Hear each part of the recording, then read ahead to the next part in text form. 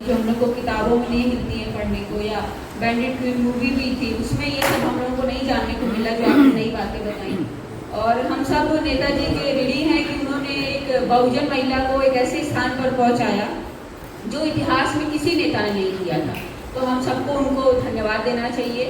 और हम अब अपने नेक्स्ट स्पीकर संजय कश्यप जी को सुनील कश्यप सर को बुलाना चाहेंगे, जो कारवा मैगजीन के पत्रकार हैं, जो दलित अल्पसंख्यकों पर बहुत कुछ लिखते पढ़ते हैं। तो सर मैं आपका स्वागत करती हूँ और आपको पूरे मैं समाजवादी छात्र सभा के साथ धन्यवाद करना चाहता हूँ के लिए बुलाया।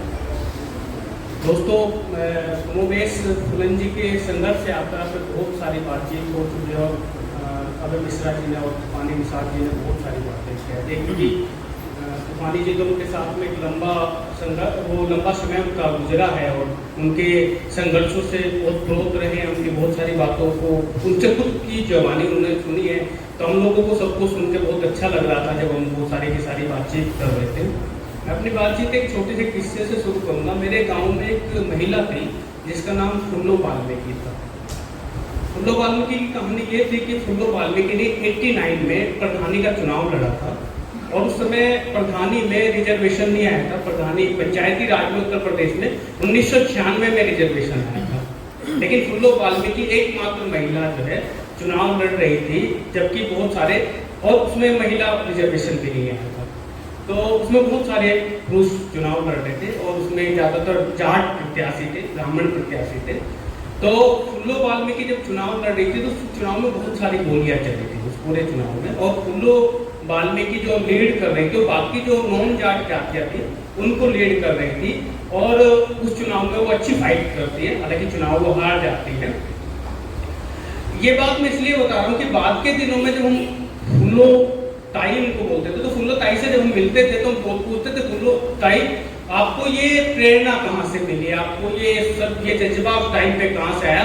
तो बोलती थी कि मुझे सारी प्रेरणा फुलन देवी से मिली, कि उनको सारा का सारा 89 में जो उस समय का समय चल रहा था। और ऐसी बहुत सारी महिलाएं हैं, ये तो एक उदाहरण हो सकता है, ऐसी तमाम महिलाएं हैं जिनको अगर घर में भी कोई थोड़ी बगावत करती थी महिला तो बोलती थी फुलन देवी हो गई है। ये इस तरह की चीजों से वो बातचीत की जाती है। देखिए फुलन देवी का जब अगर जीवन पे बात करें तो आप देखें तो उसका तो महज 27 साल का ये कैरियर है फुलन देवी का। 10 साल से शुरू होता है, जब वो 10 साल की होती है, और 2001 में जब वो 37 साल की होती है। 37 साल में भी जब होने में उनके 15 दिन बाकी होते हैं, उससे पहले उनकी हत्या कर दी जाती है। अब उनको देखिए कि कैसे पितृसत्ता से, फिर सामंतवाद से और फिर इस व्यवस्था से वो लड़ रही है सारी की सारी चीजें। इतनी सारी बातचीत क्योंकि फुलन देवी पे आ चुकी है, 2-3 बातें जो छोटी है जिन पे मैं बस थोड़ा सा बात करूंगा, बहुत लंबा मैं इसको नहीं खींचूंगा। एक तो ये बात कि फुलन देवी जी अपने हर चीज में बहुत ही समझ रखती थी। वो भले स्कूल नहीं गई थी, आपने अभय जी ने ये बात बताई कि वो कैसे अपने पिताजी से वो छोटे छोटे सवाल कर लिए भगवान को लेके, जमीन को लेके, जो चीजें हैं, जो कमी है, आप ताज्जुब करेंगे। हालांकि मुझे तूफानी जी ने बात बताई थी, हालांकि इनको पता नहीं कैसे वो याद रही। जब भी उनके घर पे कोई आता था तो सबसे पहले फुलन जी का ये सवाल होता था कि खाना खाया कि नहीं खाया, क्योंकि उनको पता था कि कोई आपके पास दूर से आ रहा है, उसके लिए खाना कितना जरूरी चीज है। और वो जिस जगह से और जिन वर्गों से आई थी, उनको इस बात का एहसास था कि वहाँ खाने की कितनी तंगी है, इसलिए उस अपने हर वर्कर से, मिलने वाले से, और कई बार तो इत्तेफाकन ये होता था कि अगर कोई रात के 2 बजे अगर कोई नहीं है तो फुलन जी खुद अपने हाथ से बना के खाना खिला देती थी। तो ये एक समझ में एक क्लियरेंस आप देखिए। तमाम चीजें होने के बाद में आप सोचे कि फुलन जी जब जेल से निकल रही है तो सबसे पहले मान्यवर कांशीराम साहब ने उनको चुनाव लड़ाया और सबसे पहले वो मान्यवर कांशीराम से ही मिली, लंबी बातचीत हुई। हालांकि वो अलग बात है कि वो बहन जी का और एक कॉन्फ्लिक्ट था जिसकी वजह से बसपा नहीं जा पाए, नहीं तो उनकी पहली पसंद बसपा ही थी। फिर दूसरी बात यह कि वो इतनी क्लियर थी कि उन्होंने वहां से जाने के बाद में दूसरा सबसे बड़ा काम किया कि उन्होंने बौद्ध धर्म एक्सेप्ट किया। फुलन देवी हिंदू धर्म में नहीं रही, उन्होंने बौद्ध धर्म एक्सेप्ट कर लिया। तब उन्होंने शुरू में ही कर लिया था जब वो निकल के आ गई थी, और वो भी रजा जयंती के दिन उन्होंने किया। और वहीं पे क्या जब बाबा साहब ने किया था। अब आप सोचिए कि उस महिला की उसके जो संघर्ष है, वो जो सारी चीजें उसको कितना कुछ सिखा रहा था कि वो कैसे कैसे चीजें कर रही है। आप थोड़ा और आगे बढ़िए, जब ये सब कुछ होने के बाद में तीसरा बड़ा काम उन्होंने अगर कोई किया तो वो था लालू प्रसाद यादव के साथ में गांधी मैदान में सबसे बड़ी मीटिंग उन्होंने की पटना, जो कि कई लाख लोग फूलन देवी को देखने के लिए उमड़ गए थे कि कौन है फूलन, क्या है फूलन, ये समझने के लिए तमाम चीजें। आप समझिए कि वो कितनी क्लियर है, वो नेताओं को लेके भी क्लियर है, समझ को लेके भी क्लियर है कि उसको कहाँ जाना है, कहाँ चीजें करना है। और चौथा, जब वो समाजवादी पार्टी की प्रत्याशी होती है और मिर्जापुर से चुनाव जीत के आती है। हालांकि उनके ही साथ में रहने वाले रणजीत खरवार थे, जो कि उनके रसोईया रहे लंबे टाइम तक। इवन उनके मर्डर के जेल में वो भी 2 महीना जेल में रहे।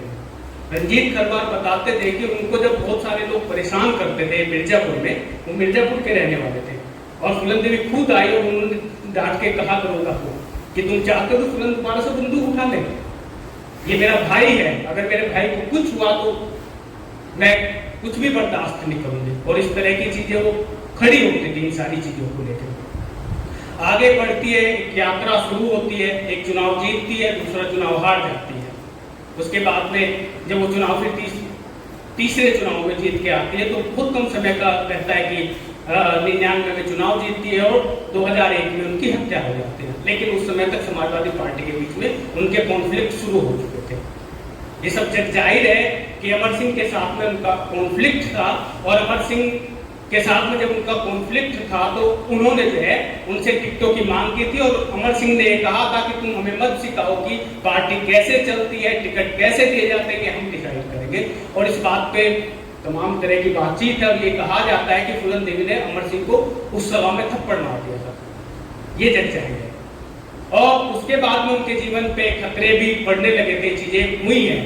और उसके बाद आप देखिए यहाँ भी क्लियर है कि उसके बाद के संबंधों में फूलन देवी का लंबा रिश्ता कर रहा तो रामविलास पासवान जी के साथ, जिनके साथ मिलकर वो एक राजनीतिक दल बनाना चाहते थे कि रामविलास पासवान जी के साथ में जो है वो एक राजनीतिक दल बनाती है। और उससे पहले उन्होंने अपना एक संगठन बनाया। आप यहाँ पे भी उसको देखिए, वो बहुत क्लियर है।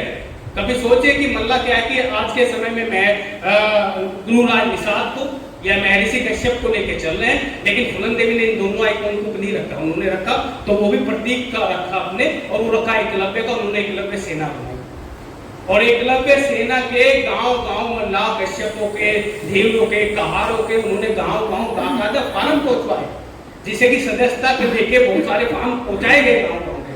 और वो बहुत क्लियर थी इन चीजों को लेके कि उनके संघर्षों के प्रतीक कौन होंगे। आप समझिए कि बौद्ध धर्म में आना, एकलव्य को चुनना, जब आज गुरुराज निषाद या महर्षि कश्यप जैसे आइकॉन बीजेपी द्वारा लाए जा रहे हो, तो वहां भी फूलन देवी की समझ कितनी वो थी। और वो पार्टी बनाने जा रहे थे रामविलास पासवान जी के बाद साथ में। उसी के बाद वो अपनी पार्टी बनाते हैं, लोक जनशक्ति पार्टी। वो उसी के उनके मरने के बाद ही वो जो है बना रहे होते हैं। तो राजनीतिक समझ धीरे धीरे उस महिला की अपने संघर्षों के साथ में जो बढ़ रही है, जो उसकी वो 27 साल की जनरी है, जब वो 10 साल से शुरू होती है उसकी पहली शादी से लेके। और एक चीज और देखिए, बहुत महत्वपूर्ण है कि फूलन देवी ने 2 शादियां की अपनी मर्जी से, दोनों लव मैरिज की। यहाँ भी फूलन देवी बहुत क्लियर थी, दोनों लव मैरिज है, जो विक्रम मल्ला के साथ में हो, चाहे फिर उमेश सिंह के साथ में हो। वो बात की बात है कि शादियों का क्या हुआ, चीजों में क्या हुआ। लेकिन यहाँ भी फूलन देवी बहुत क्लियर थी, उन्होंने प्यार करके शादी की है। आप समझिए जो समाज के तमाम जिस जगह से वो आ रही है, जैसी उसकी यात्रा है, या जिस तरह जेल में 11 साल जिन लोगों के साथ में उन्हें रखा गया कि वो भी वैसी ही हो जाए, लेकिन वो जहाँ जा रही थी वहां से वो तप के निकल रही थी। उनके संघर्षों को सलाम किया जा रहा था, उनके संघर्षों, वो अपने संघर्षों में आगे बढ़ती जा रही थी हमेशा, और कभी वो पीछे का रुख नहीं कर रही थी। और वो तमाम चीजों को लेके और क्लियर हो रही थी, राजनीति को लेकर और समझ बढ़ रही थी उनकी, क्योंकि वो कोई राजनीतिक परिवार से नहीं थी, कुछ वैसा मामला नहीं था कि वो संसदीय राजनीति को बहुत जानती है, समझती थी, लेकिन धीरे धीरे करके सीख रही थी। आखिर तक आते आते उनको संगठन भी बहुत बेहतर आ गया था, और उनको पता था कि एकलव्य सेना का क्या मतलब है, उसके किस तरीके के पदाधिकारी बनाने हैं। इवन मुझे लग रहा है कि तूफानी जी भी उसके पदाधिकारी थे एकलव्य सेना के। तो आप सोचिए कि इन सारी चीजों को फूलन देवी के इन सारे, मैं मानता हूं कि बहुत सारी बातचीत उनके बारे में हो गई, उनके संघर्षों के बारे में हुई, उनके जीवन यात्रा के बारे में हुई, लेकिन ये मैं मानता हूं कि कुछ छूटे हुए पहलू थे इन पे मैंने इंगित किया। और क्योंकि आप लोग काफी देर से सुन रहे हैं और एक किसी भी एक संघर्ष की यात्रा एक दिन में या एक समय में तो खत्म नहीं हो जाती, वो निरंतर चलती है। आज भी चल रही है फूलन देवी की यात्रा और आगे वो निरंतर बढ़ती रहेगी तमाम तरह से। अब चीजें हैं कि उनके नाम पे भारत रत्न या उस तरह की चीजों से ज्यादा है मैं तो मायने रखता हूँ कि अगर अगली बार समाजवादी पार्टी की सरकार आए तो एक विश्वविद्यालय उनके नाम पे बनाई, किसी भी रत्न के मुकाबले में ज्यादा महत्वपूर्ण चीजें हैं।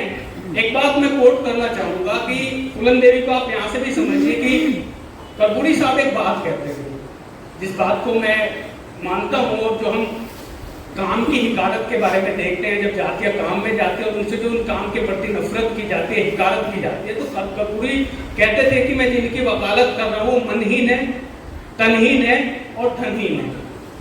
और आप कहीं भी आप देख लीजिएगा कि फूलन देवी वहां तक इसलिए चली गई क्योंकि वो मनहीनता की शिकार कहीं नहीं थी। आप उनकी पूरी यात्रा में कभी नहीं पाएंगे कि फूलन देवी कोई मनहीनता की शिकार थी।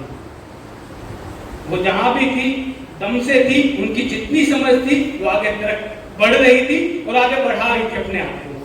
कहीं भी वो कभी भी मनहीनता के शिकार नहीं रही। तो ये चीज है कि समाज, इन तबकों, इन वंचितों की अगर लड़ाई हमें लड़नी है तो इनके अंदर से हमें सबसे पहली चीज है कि इनकी मनहीनता हमें खत्म करनी होगी और इनमें आई हिकारत के खिलाफ हमें एक आंदोलन चलाना होगा।